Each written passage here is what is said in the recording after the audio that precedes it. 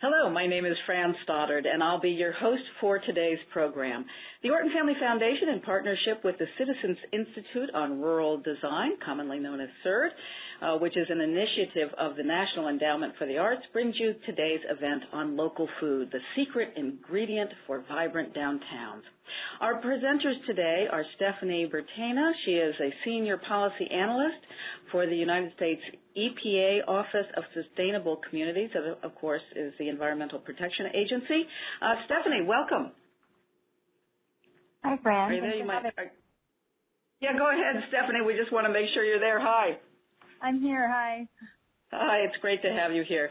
We also have Kelly Verrill. She is the Vice President of the Project for Public Spaces. Welcome, Kelly.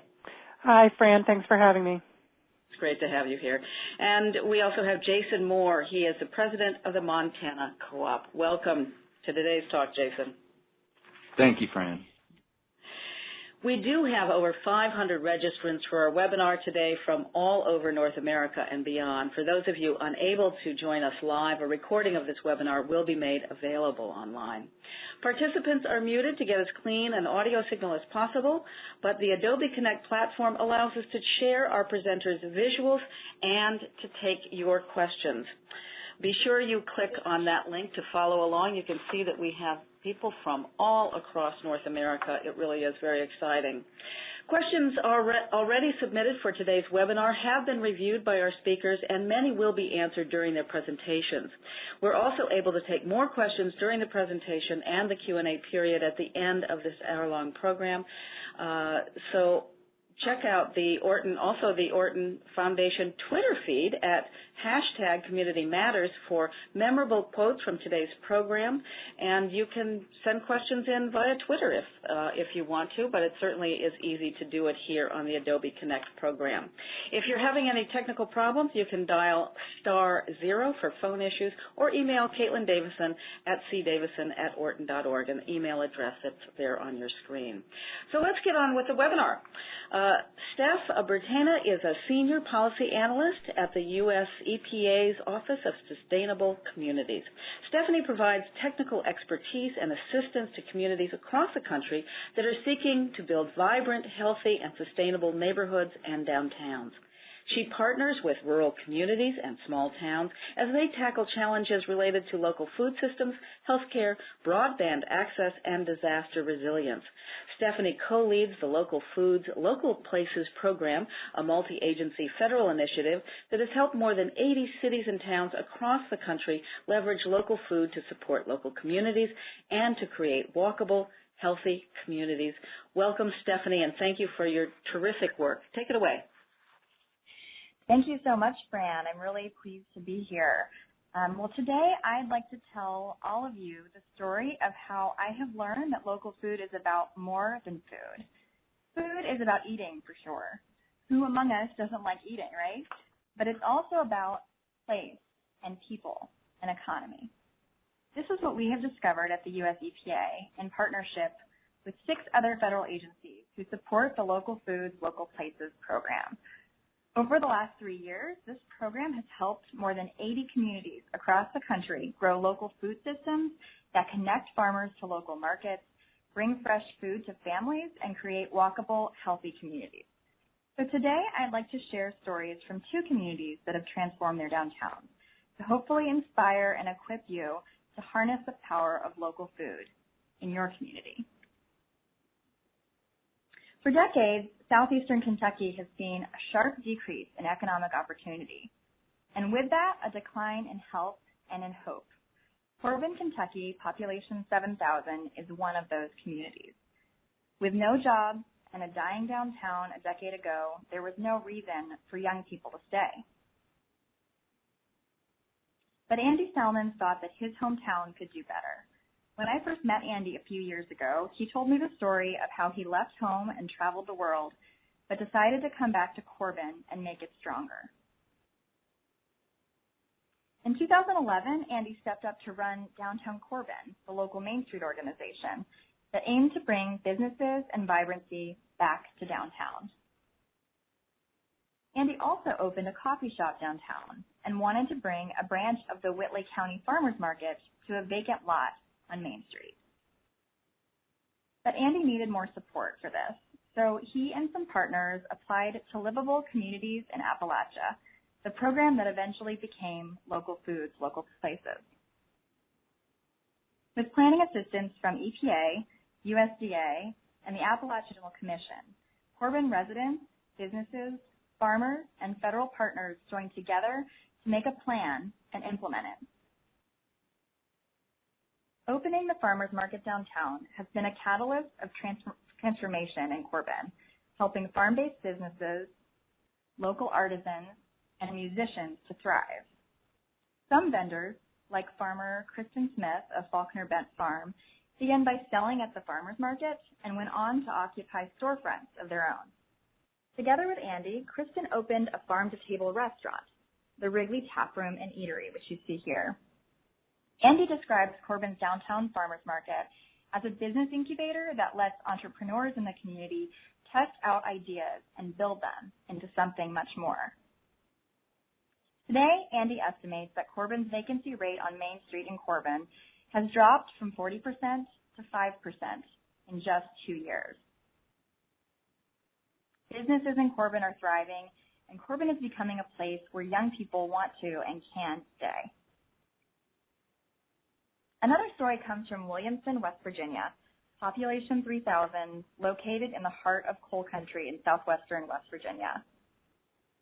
Williamson has seen a sharp decline in employment and a steep rise in poverty as the coal industry has declined in the region. Residents of Williamson also have off-the-charts rates of obesity and diabetes. To tackle these challenges head-on, local physician Dr. Dino Beckett and some other community members in Williamson requested assistance from EPA through Livable Communities in Appalachia in 2012 to help them think through how to transform a culture of hopelessness into a culture of health in Williamson. Dr. Beckett, who you see pointing here, and a team of dedicated community members renovated a formerly vacant building on their main street and created the Williamson Health and Wellness Center, a federally qualified health center, to provide healthcare services, nutrition education, and physical activity classes for residents who didn't have access to care.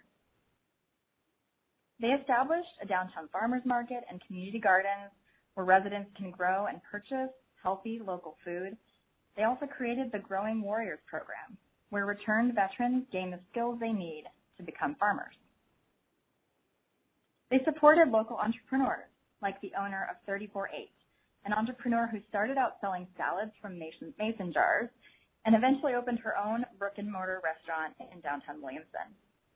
And they developed the Health Innovation Hub, an incubator that supports health and local food entrepreneurs as they start their businesses.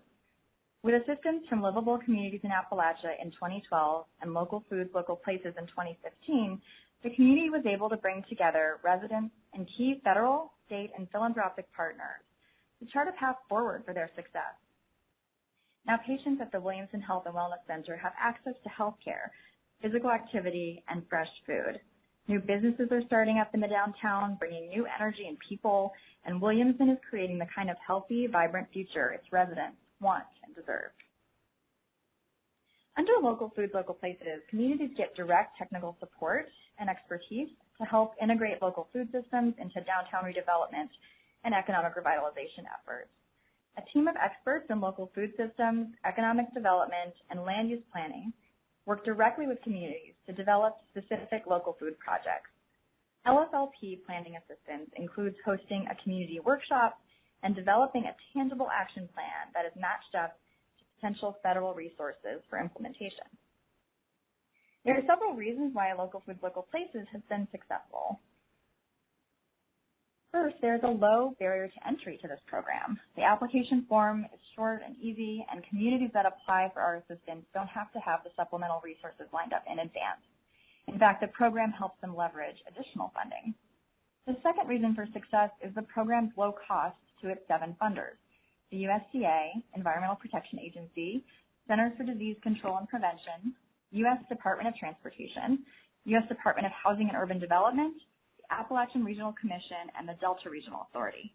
Pretty much the full alphabet soup of federal government agencies. Because of its collaborative structure, the program is affordable for each of our agencies.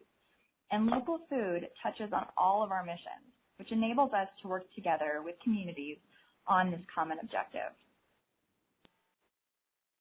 And it's really efficient. Through Local Foods, Local Places, communities get to hear directly from federal agency reps about the range of tools and resources that are available across the federal government. And us federal agencies get to hear and really listen to what communities want for themselves and can work with them to help them identify the resources they need to reach their goals. By working with more than 80 communities across the country, we have learned that food is a powerful building block to help revitalize communities.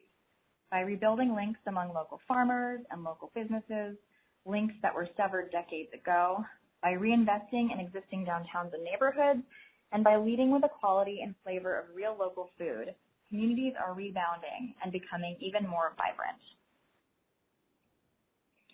And we at EPA are taking the successful model of Local Foods, Local Places and expanding it. Inspired by the work of communities like Williamson, where a healthcare facility is catalyzing downtown revitalization efforts, EPA is kicking off a new program this year, Healthy Places for Healthy People, which will help communities partner with healthcare facilities to revitalize existing downtowns and neighborhoods and to improve health outcomes for residents. We'll be working with 10 communities this year through this program in partnership with the Appalachian Regional Commission. So to learn more about the Local Foods, Local Places program, the Healthy Places for Healthy People program, and other technical assistance programs that we offer at EPA, you can check out the websites that I have listed here and sign up for our listserv. We also have videos from Corbin and Williamson on our website if you'd like to learn more about these communities in particular. And in addition, our office is working on developing a Local Foods, Local Places toolkit for anyone interested in using this approach to local food and downtown revitalization in their community. We hope that the toolkit will be available on our website by the end of this year, so please stay posted. Terrific. Thank you so much, Stephanie, for so many hopeful stories and all these programs. Those links will again show up at the end of the webinar, so if you're busy writing them down, you'll have a chance to do that at the very end of our program as well. Thanks so much. Our next guest is Kelly Vero. She is the Vice President of the Project for Public Spaces, or PPS. She's a specialist in the fields of local food and public markets, a career that began in 2003 as an apprentice farmer on an organic farm in Massachusetts. From there, Kelly used her skills and experience to promote Green Market, one of the country's largest networks of farmers markets. For the last 10 years, she has managed all projects at PPS related to the development of public markets. Additionally, Kelly has focused on helping to make local food accessible to all through the development of policies, tools, and strategies to expand the customer base of our country's public markets. It's so great to have you here, Kelly. Go ahead and talk about your programs. Thank you, Fran.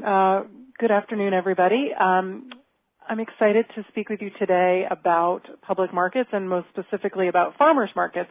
And to start, I'd like to just use a definition that we have developed over the years on what is a public market or what is a farmer's market. And for us, we really require that public markets have three elements: that they achieve public goals so that they provide a community benefit, that these are not just places for commerce, but they're actually places that impact our communities socially, economically, and otherwise, that they operate in public spaces, that these are spaces that are welcoming and open to all, that do not cost anything to visit and attend, and finally, and most importantly perhaps for today's discussion, that they serve locally owned and operated businesses. And this is what really, creates the difference between a local farmers market and your mall or strip mall or grocery store supermarket, where the focus really is on local vendors, local businesses, and supporting those people in your community to really grow their business and sustain their lives. So what makes a market work? We really believe that there are three foundational elements to a successful market. The first really starts with the vendors themselves, with the products that are sold. And this is, again, kind of emphasizing the importance that these vendors are local, that they represent your local region, the products that they bring represent the region, and really make the market a unique place that is specific to its own community. The second are the people. Obviously, this would also include the vendors, but this is really more about who's shopping at this market. And we, it's important to us that a successful market is a welcoming market, is a market that is for the entire community, and that markets that achieve that are going to have, not just be creating a better public space for their community, but also are actually going to be increasing sales. And then finally, because we are a project for public spaces, we believe that these markets need to be great places. So a successful market is a great community gathering space, a place that is more than just a place of commerce, more than just a place that you go to buy tomatoes and green beans and meat, but that you go to because you want to run into your neighbors and have a conversation and really connect with your community. So we lost a lot of our markets in our past history. We were a country of markets where almost every small town had its own public market, and some even had full buildings dedicated to their marketplaces. And post-World War II, we really saw a decline in our markets across the country, sort of a growth in the emphasis on supermarkets and grocery stores, and we went several decades with very few markets operating in the country. But in the last 20 or 25 years, we've seen a sort of renewed interest in these markets, and we've seen enormous growth in the last 15 or so years of over 150% new markets popping up all across the country. And most of these really are your open air, once or twice a week, temporary, or maybe now year-round farmers markets. And that's really where the emphasis has been in our market culture these days. Why have we seen this growth? We missed something. There was something missing for several decades, and for some reason we went back to something that has been, going on in our communities for millennials. What is it that was missing? And we really believe at PPS that there are sort of 6 benefits that markets bring to our communities that really are hard to find in other spaces, and certainly hard to find, I think, in other commercial spaces. And I'd like to go through these this afternoon with some examples from across the country to illustrate. So beginning with bringing together diverse people, markets have an ability to make people feel comfortable and welcome, no matter whether they're vendors or customers. A great example of that is a farmers market in Webb City, Missouri, which is southeastern Missouri, a rural section of the state, with a population of 11,000. This market was founded in 2000 with the emphasis on, offering an opportunity for local farmers to sell more products, but also to create a gathering space for the community. Over time, the market has grown, not just in sales, but even in how it operates. So in the early years, it was seeing under $200,000 in sales annually, and by just 2 years ago, over $600,000 in sales. And the market now is a year-round market. One of the sort of important elements to this market was that it became a place, and it has become a place, where everybody in the community feels welcome. This is a community that has been primarily white, and in the last 15 to 20 years has seen a large influx of Latino and Hmong families coming down for new opportunities.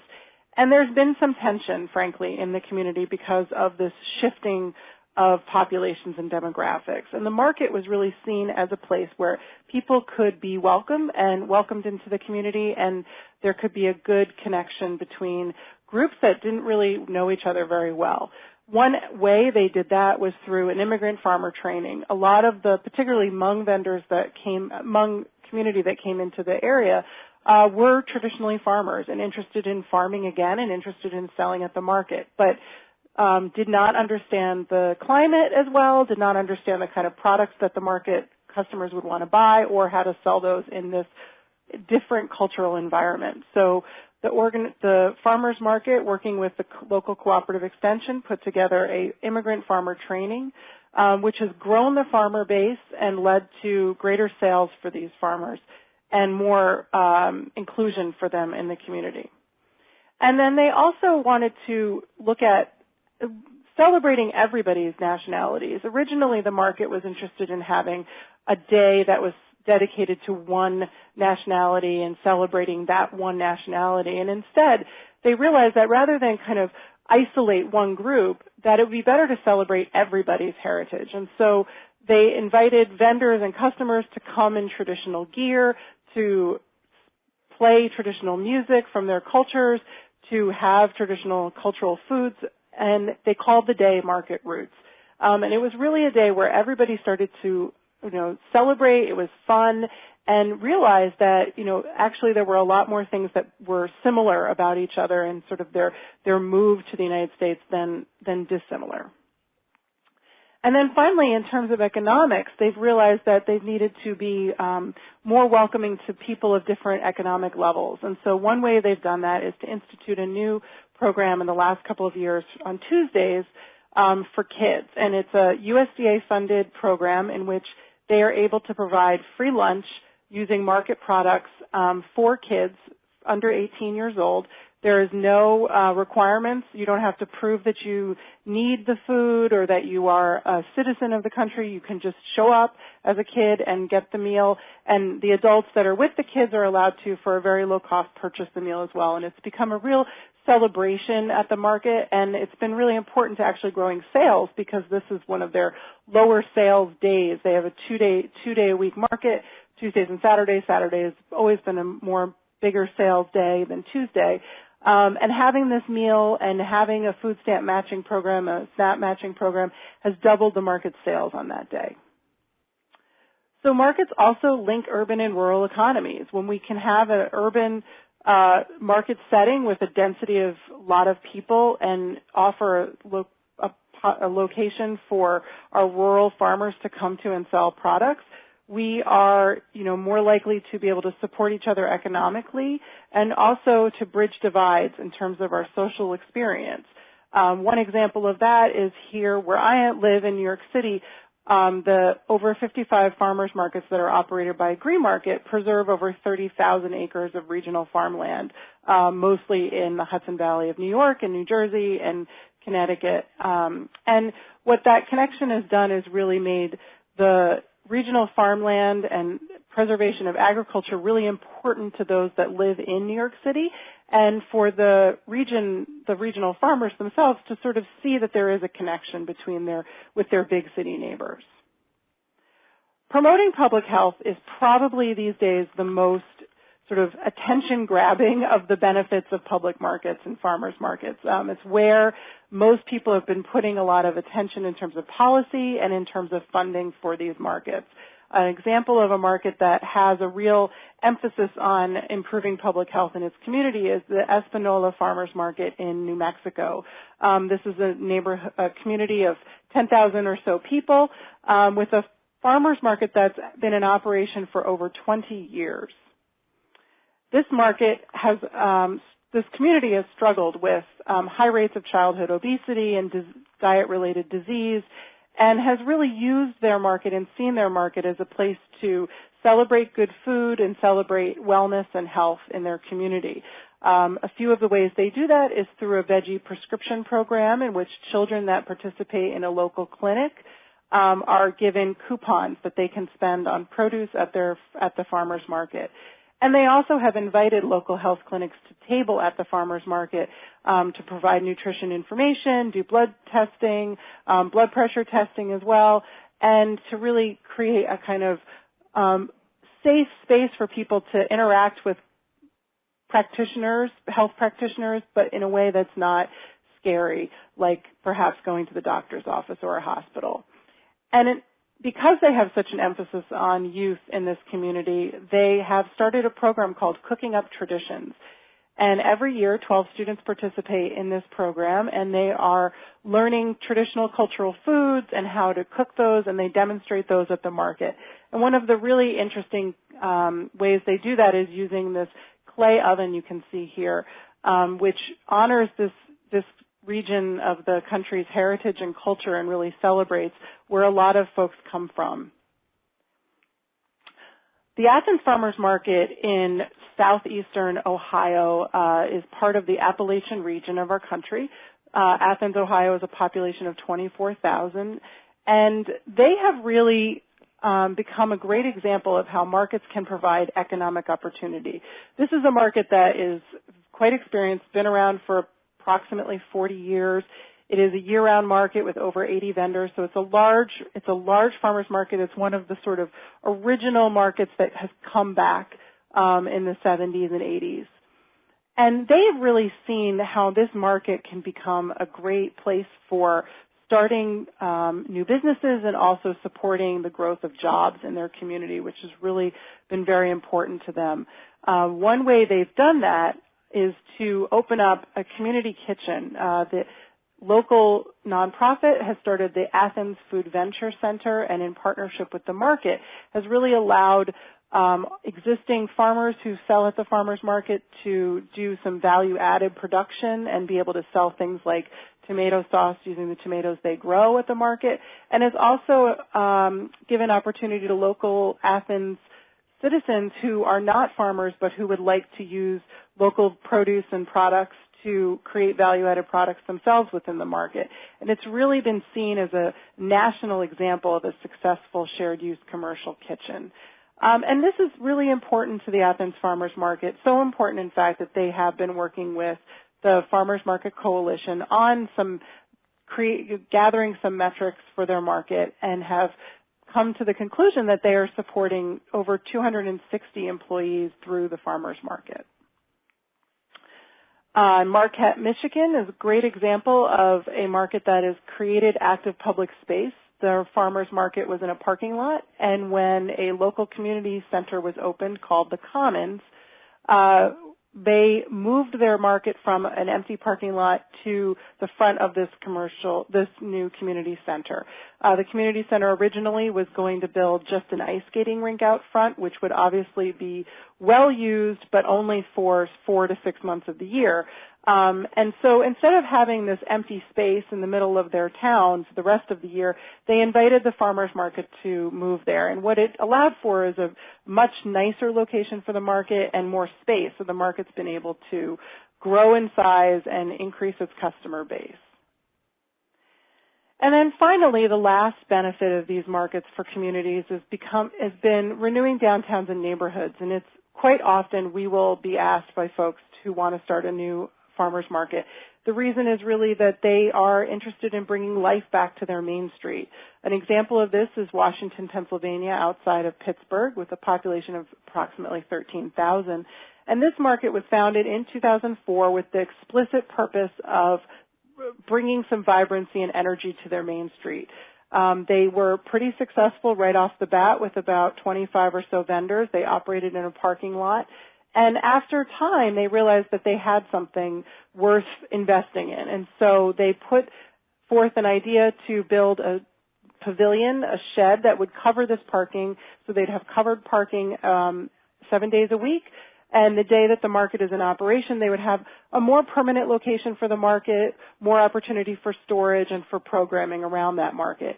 And this has been a real success for the community. It's created a new gathering space, a space of pride that they can be excited about. And it's also the trickle effect of this market has been to kind of create opportunities for other food-related businesses to populate some of the empty vacant storefronts. So there's been growth, and there's been a new wine bar, candy store, distillery, pop-up, and they've created what we would call a little bit of a mini market district. And, you know, these markets can be a real boon, not just for the farmers and not just in terms of creating a community gathering space, but also for the businesses that surround it. Sometimes people worry that will a farmer's market take away from a local business up and down a main street. And what we've really seen is that customers come to markets and spend money at markets, yes, but they also spend money at the neighboring businesses. And our partners across the Atlantic have actually done some studies on this in England and have found that markets are increasing foot traffic. And so open-air markets that are operating 1 or 2 days a week are seeing an increase in other businesses' foot traffic by 15 to 27%. So there's a real synergy that can take place between these public markets and farmers markets and their local main streets and communities. So if you have any further questions that aren't talked about today and you're interested in learning more about PPS and our markets program, I'm happy to assist. my email is here, and you can follow PPS on Twitter, Facebook, and Instagram with these handles. Thank you very much. Yeah, thank you so much, Kelly. We will have these again up at the end of the program, so people will have time to write those down. Fabulous stories, and I know that some people were interested in studies, and so that's great that you that Market Matters study might be very helpful to some folks. So thanks for your stories and those connections, and we'll get back to you and Stephanie as soon as Jason has. Talk to us about his project. He's really on the ground, so it'll be great to hear from Jason, who is the president of the Montana Food Co-op, whose mission is to connect consumers and producers to create easy access to local, nutritious, and affordable food, along with Montana-made products, while also promoting a sustainable, nurturing, and thriving community. In 2014, Jason spearheaded the renovation of a vacant building in downtown Polson, Montana, to establish the co-op as both a market for local agriculture and other products, and also a community center. Programs at the co-op include a kids co-op and coordination with Tech for Good, an initiative to use technology to promote food sustainability on the Flathead Indian Reservation. And Jason was inspired by kind of the discoveries made during the Community Heart and Soul process, so you might hear about that. That process is the Orton Family Foundation's resident-driven community development model that leads to decisions based on what really matters most to residents. So, Jason, take it away and tell us your wonderful story. Yes, thank you, Fran, for the introduction, and thank you to Orton Family Foundation for facilitating this informational webinar and the Citizens for the Citizens Institute. I'm representing two organizations, the Montana Co-op, a consumer and producer-owned business, and the Kids Co-op, a nonprofit with an all-youth board of directors, referred to as the Millennials, ages 30 and under. The Montana Co-op was incorporated in 2012 with a mission statement that can be broken down into two major areas, food and community. The focus of our efforts at the Montana Co-op is first developing a great example of a community-centered food hub in downtown Polson, a town of 5,000 people on the Flathead Indian Reservation. We're doing our best to work the action phase of the Heart and Soul program. Polson spent 2 years with Orton Family Foundation identifying the values of the people. We had 2 full-time staff and over 30 volunteers. We did 19 neighborhood gathering events with local food and facilitated receiving input from every participant.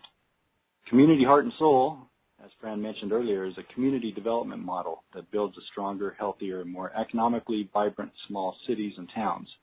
This resident-driven model makes positive change. Number 3, we believe the Kids Co-op has the most potential to help create positive change in our community and nation, empowering youth to get involved in the Kids Co-op gardens, kitchens, and markets, delivering healthy food to multiple communities across Montana.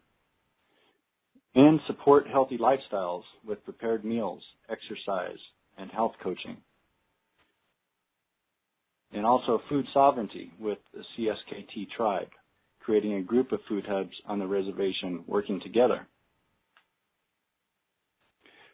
We feel it's important to find a need in your community and fill it with the collaboration of people and organizations.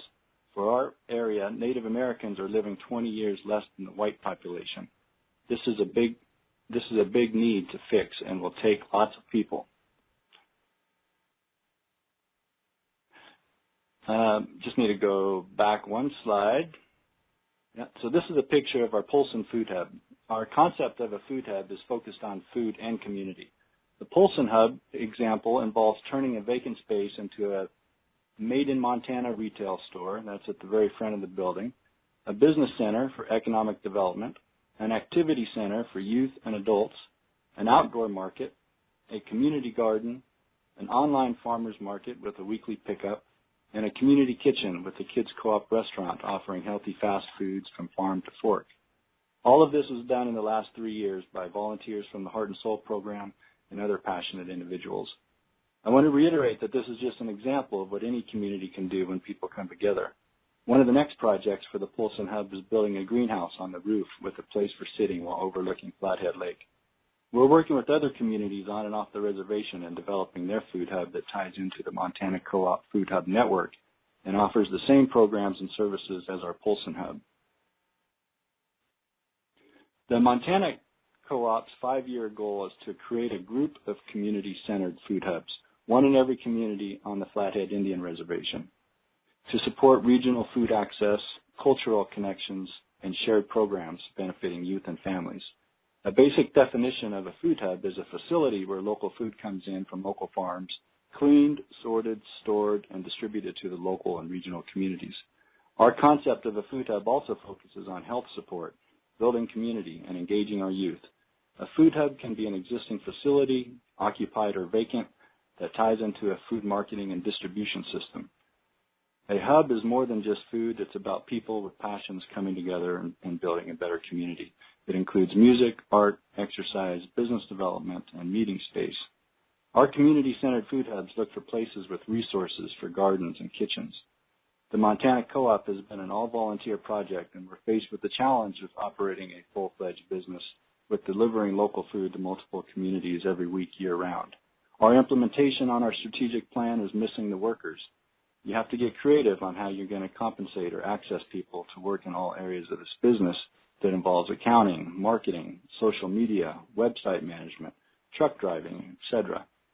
Take the work involved in managing a farmer's market and multiply that effort times about 5 to find the work required to manage a food hub.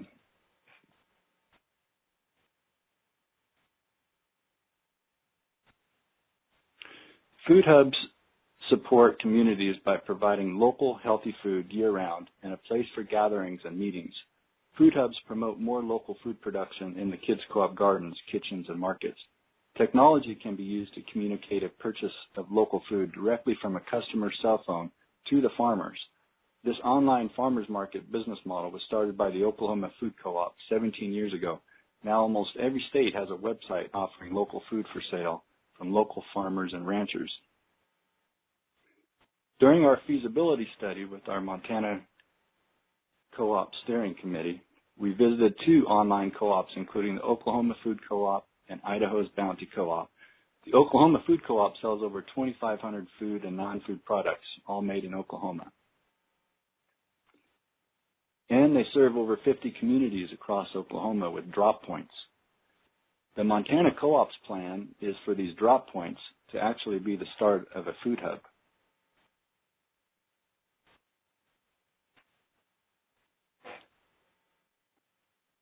We're seeking a partnership with the tribe who wants the reservation to be food sovereign and provide the healthiest food to their members.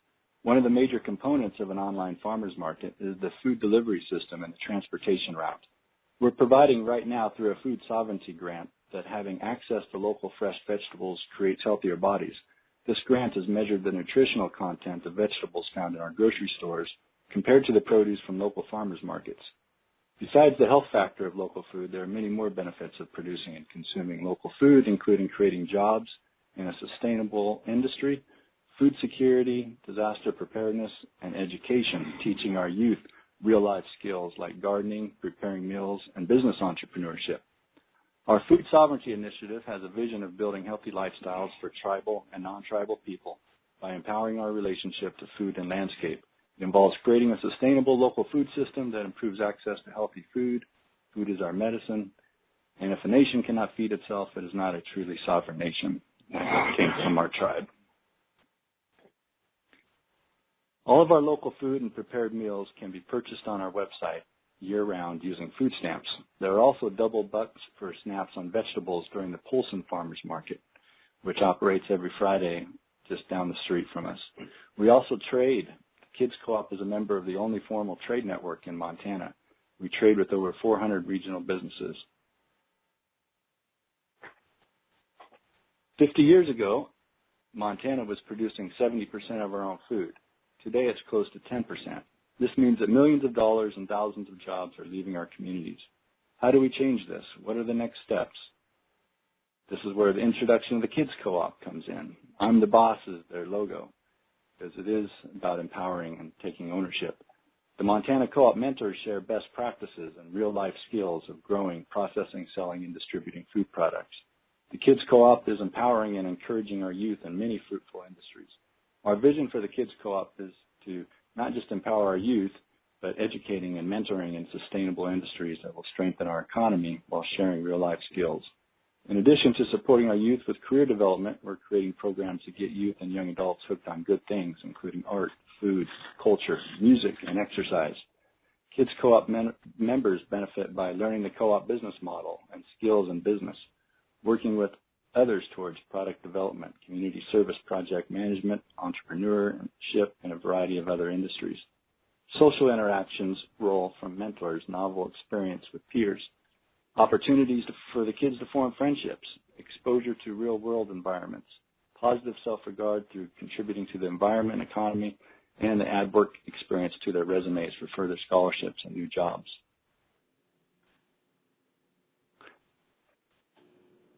I just need to go back the slide. Okay. Actually, I'm going to go to the next one. Okay. Next slide. And Jason, we might, you've done so many awesome things with this, but moving into what you've done for the community as well, we're starting to run into our Q&A time, but I want you to feel comfortable with how you finish up. Okay, sounds good. Just going to run through these quickly. So the Kids Co-op, I'm just going to run through some pictures.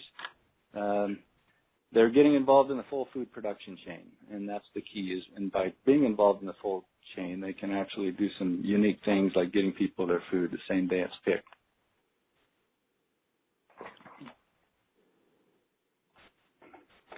So this is actually just outside of our hub, and this was during the last Cherry Festival. So we had different businesses going on. The Kids Co-op have been involved in using recycled wood and making gift baskets and bundles of kindling. We've got lots of gardens that we work with local mentor farmers. We've got the new kitchen that's just ready to launch, and that's also connected to our food hub in Polson. And just a few slides on how do you start a community-centered food hub. First thing to do is create a steering committee. Recommend that you go through the Heart and Soul program to find out what food hub related services you'd like to extend, and then you look for a food hub, and that food hub can be even start off in a parking lot. So it's just kind of the first step, and then tying that into the online model. So this slide here shows you a list of all the local food marketplace. That's a software that's been used across the country for different communities, different regions, to be able to share the same software program. And we're also working with SKC, our local college, on developing a food sovereignty game. And that game can be shared with any community. And we've got the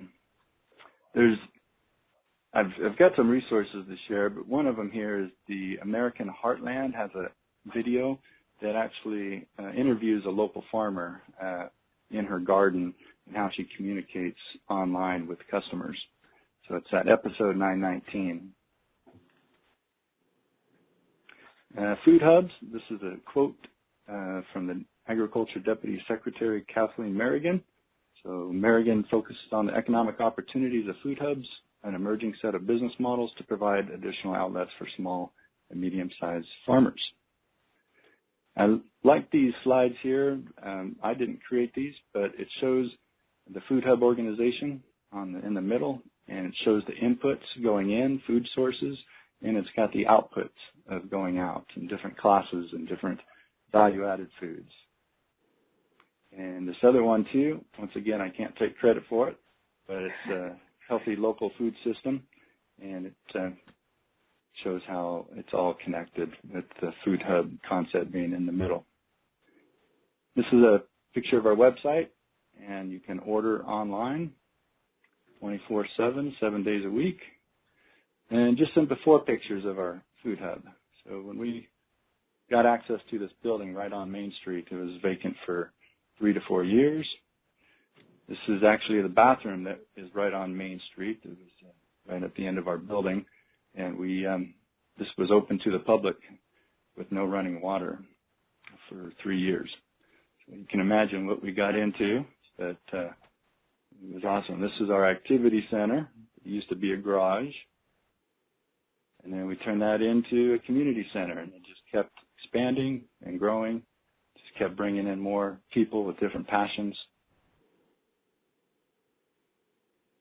This is one of our recent food sovereignty meetings in our activity center. That's a recent teepee that was just painted. Awesome, Jason. And that's it. Thank you. Jason, it's a really inspiring model, and it's amazing what you've done in 3 years. I don't know if other people can do it that quickly. Sometimes it just starts with a cart on Main Street and grows from there. You've done a remarkable job.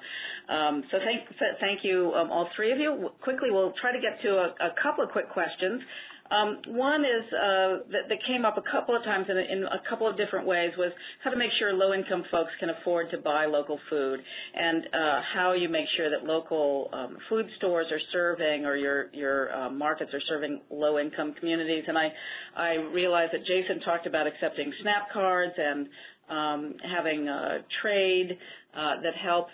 Stephanie, do you have some other thoughts about making sure that low-income folks can afford this really fabulous food? Sure, yeah. I think that a lot of really great ideas were discussed, as you mentioned, being able to use SNAP benefits and the double bucks programs, prescription veggies programs.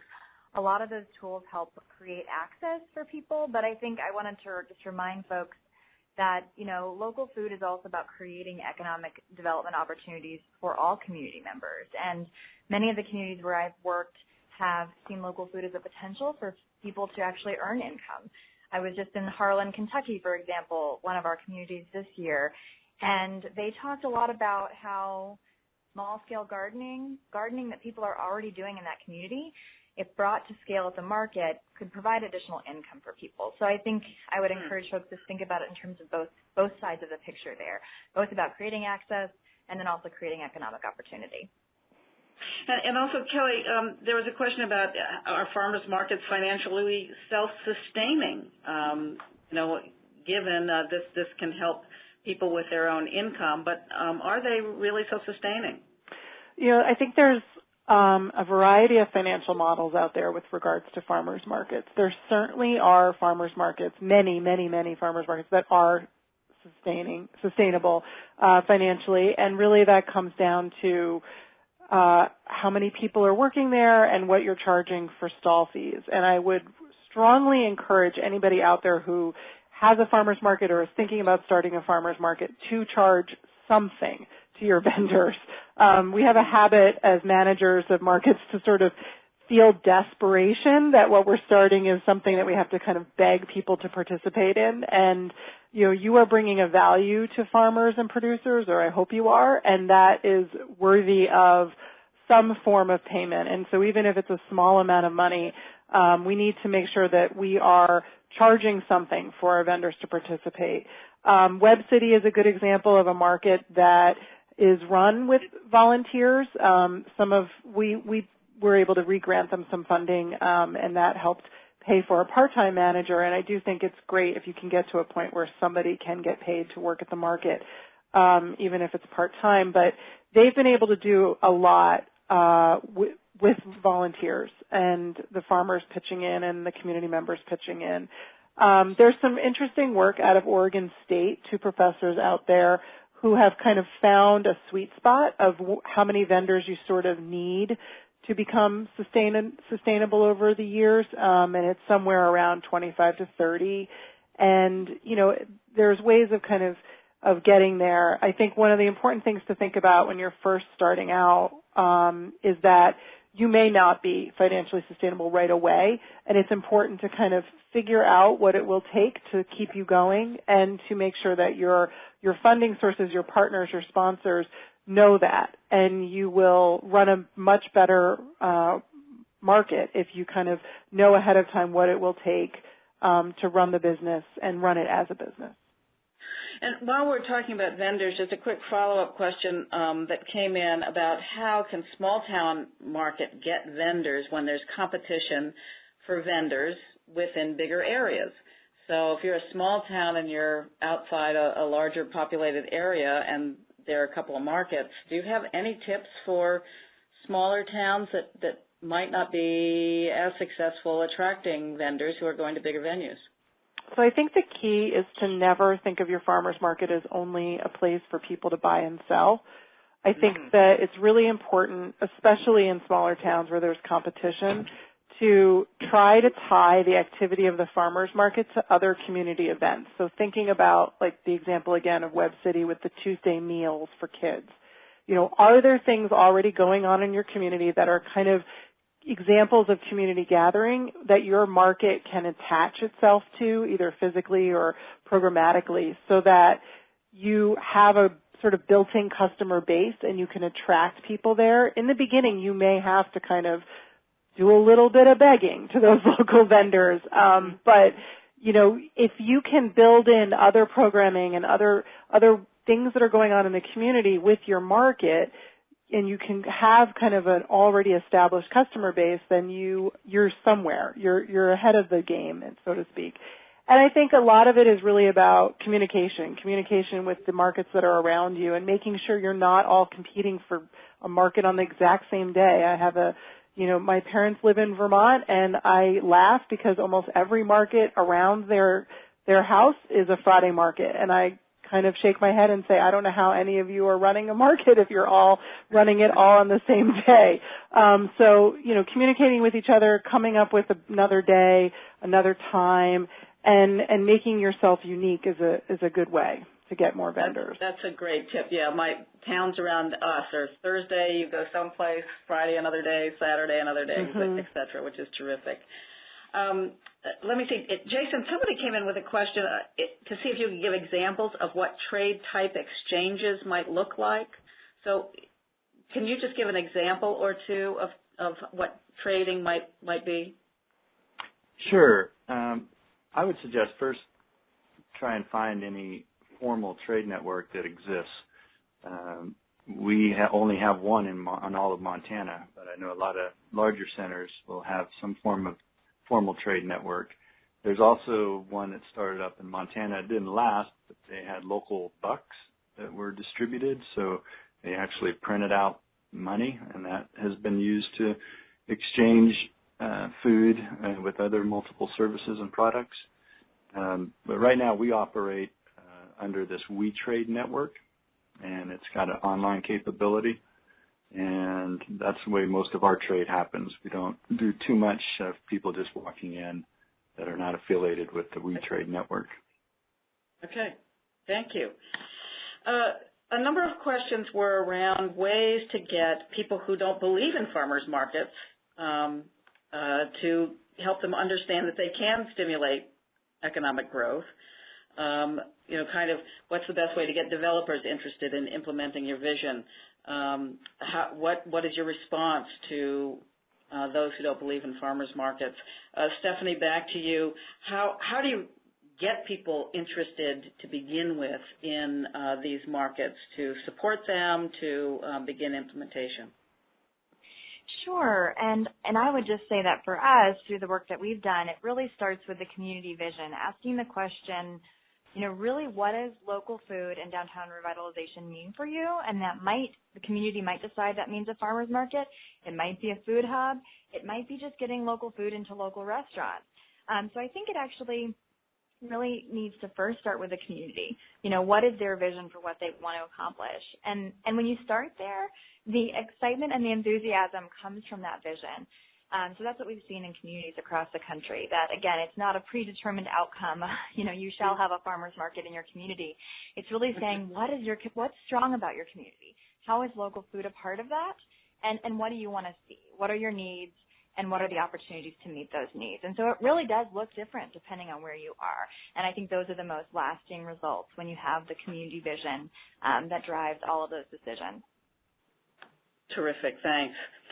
Another common question is about kind of producers are need refrigeration, processing space equipment. We saw a couple of examples of that, but there could be limitations if you don't have that, if you just have a farmer's market one day a week, or you don't have the refrigeration.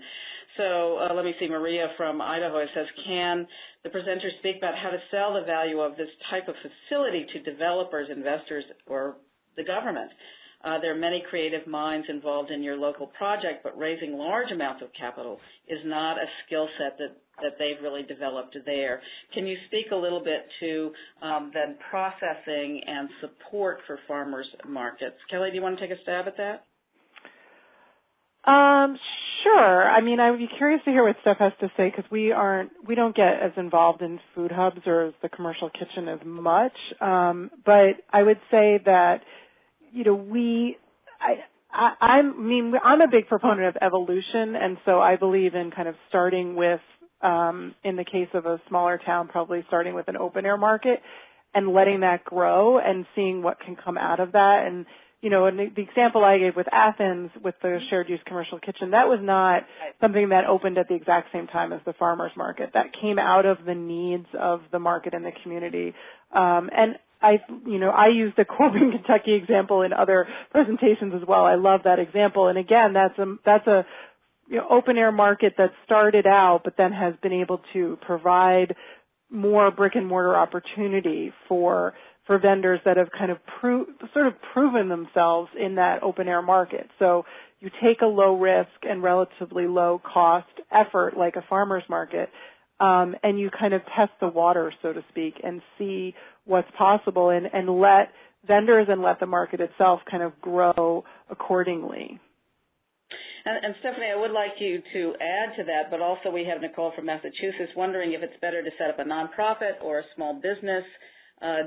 So I'm not sure if this adds into your additional thoughts about kind of going from farmers market to production hubs or whatever, and what is a business structure that looks like it might usually work?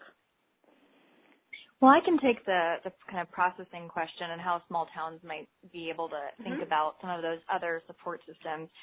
I think we've seen this as a challenge in communities, again, whether it's a processing facility or refrigeration that's needed to sort of keep produce cool if you're, having it at market for long periods of time, or if you're doing any kind of value-added type of work. And a coworker of mine who's worked with me reminded me that the Lakota tribe in South Dakota actually acquired sort of a smaller mobile trailer for refrigeration purposes as kind of a more affordable and, a lower investment opportunity to kind of create and meet that need. So I think there's lots of different ways to look at that. It doesn't have to be necessarily a really large facility. That may not be sustainable for every community. The other thing to think about is just scale. Communities thinking regionally, and I think Kelly mentioned this in terms of, seeing what the need is for these facilities on a more regional scale. I think that's been a really successful strategy. Again, not every community might need a commercial kitchen. Not every community might need a farmer's market. But if you're looking at a region and saying, where are our strengths? Where do we already have some assets to build on? And thinking strategically, you can really get, I think, meet your objectives individually by working together as a region. Okay, terrific. We're out of time, but quickly I'll go through final brief thought for our listeners about getting started with this. Jason, a brief thought?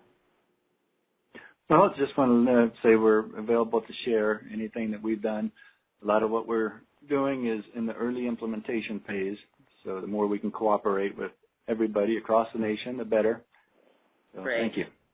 Awesome. Thank you, Jason. And Kelly? Sure. We have a lot of information on our webpage, so I would really recommend checking out pps.org.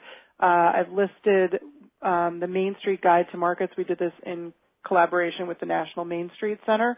So there's several examples of case studies of smaller communities and their farmers markets and success stories in that publication. And we are, as I mentioned, I'm happy to sort of help out as I can with folks across the country as they think about starting a market or think about improving their market. And I'd encourage you to dive in and to try something. All these links are very valuable. Thank you so much. And Stephanie, one last little thought? Sure. Just I would say that we are hoping to have future rounds of local foods, local places. It all depends sort of on funding levels and priorities.